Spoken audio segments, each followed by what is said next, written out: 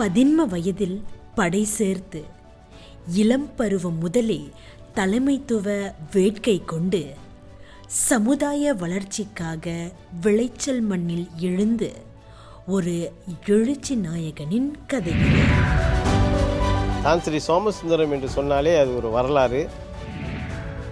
எனக்கு அவர் ஒரு மென்டார், ஒரு தன்னலம் அற்ற மனிதர். தான் Sri is a great man.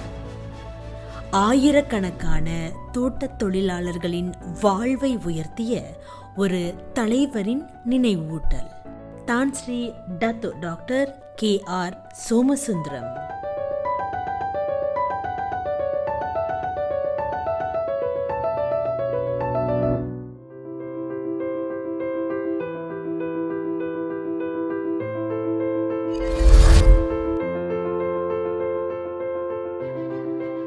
பதினான்கு வயதில் சுதந்திரத்திற்காக போராட துணிந்து இந்திய தேசிய படையில் இணைந்தவர் இவர்.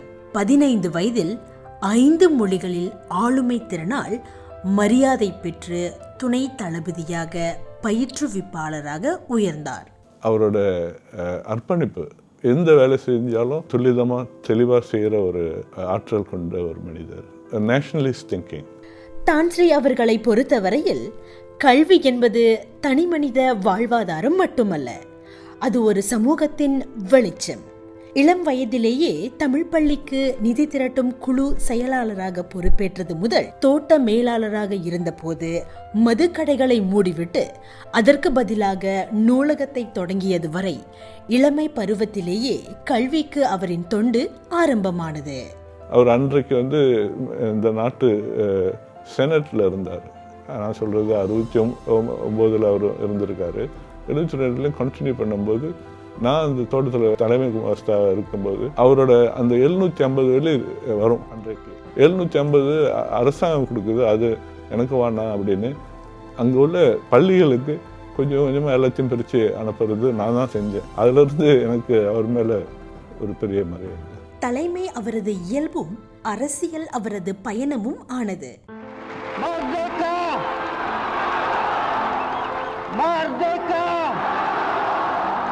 சுதந்திர காலகட்டத்தில் கூலிம் வட்டாரத்தில் தமிழில் சுதந்திர பிரகடனத்தை வாசித்து தேசத்தின் குரலாக உயர்ந்தார். 1957 அந்த மெர்டேக்கா பிரகடனத்தில் அவருக்கு வாய்ப்பு கிடைச்சிருக்குன்னா அது மலேசியர்கள் அந்த நேரத்தில் மலாய்க்காரர்களோட சேர்ந்து சீனர்களோட சேர்ந்து அவங்க போராட்டம் பண்ணி தான் அந்த இண்டிபெண்டன்ஸ் வாங்கியிருக்காங்கன்றது இதெல்லாம் ஒரு அடையாளம். பிரகடனத்தில் நம்ம இந்தியர்களும் பங்கெடுத்தாங்கன்றது இதெல்லாம் ஒரு சான்று. பிரஜை உரிமை குழு உறுப்பினர், கூலிம் நகராண்மை கழக வாரிய உறுப்பினர், ரப்பர் தோட்ட உரிமை வழங்கும் குழு உறுப்பினர், இந்திய குடும்ப நல வாரிய உறுப்பினர் என அரசியலை அறப்பணியாக கருதி தன்னை அதற்கே அர்ப்பணித்தார்.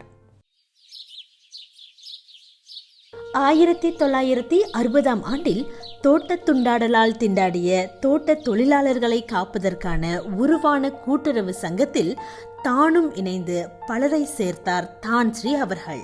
தேசிய நிதி கூட்டுறவு சங்கமே உருவானது அந்த மக்கள் பிரச்சனைக்கு ஒரு கருவியாக தான் ஆரம்பிச்சிருக்காங்க. ஏன்னா அன்றைக்கு துண்டாடல் என்ற அரக்கன் சமுதாயத்தை ரொம்ப பாதிச்சிருக்கு. அந்த சம்பந்தனுக்கு தான் ஸ்ரீ ரொம்ப உதவியாக இருந்து அது மோதல் தோட்டம் வாங்குறதுக்கும் அவர் தூண்டு கூட இருந்திருக்காருன்றது ஒரு வரலாறு. தனது மக்கள் சமயம் அறிந்து கொள்ள வேண்டும் எனும் எண்ணத்தில் நிறைய கோவில்களையும் தோற்றுவித்தார் தான் ஸ்ரீ K.R. சோமா. ஏறக்குறைய 10 எஸ்டேட்டில் நம்மளுக்கு எல்லா எஸ்டேட்லையும் கோயில் இருக்குது. அதை வருஷம் திருவிழா பூரா செலவு கூட்டுறவு மூலியமாக தான் வரும். அதே போல் 14-15 வருஷத்துக்கு ஒரு வாட்டி கும்பாஷம் நடத்தும் போது அந்த செலவு பூரா தன்ஸ்ரீ கூட்டுறவு மூலியமாக எல்லாமே செலவு எடுத்துக்குவாங்க. அதே போல் அவரோட சிந்தனை என்னன்னாக்கா எல்லாருமே ஒற்றுமையாக இருக்கணும், சிந்தனைகள்லாம் ஒரு நல்ல பாசிட்டிவாக இருக்கணும்னு சொல்லி தான் அவரோட நோக்கம். இலக்கியம் மற்றும் கலையில் பெரும் ஈடுபாடு கொண்டவர் தான் ஸ்ரீ அவர்கள். தான் ஸ்ரீ சோமசுந்தரம் அவர்கள் மொழி இலக்கியத்திற்கும் கலை கலாச்சாரத்திற்கும் பணியாற்ற வேண்டிய ஒரு சூழலில் அவர் 2 அறவாரியங்களை அமைத்திருக்கின்றார்.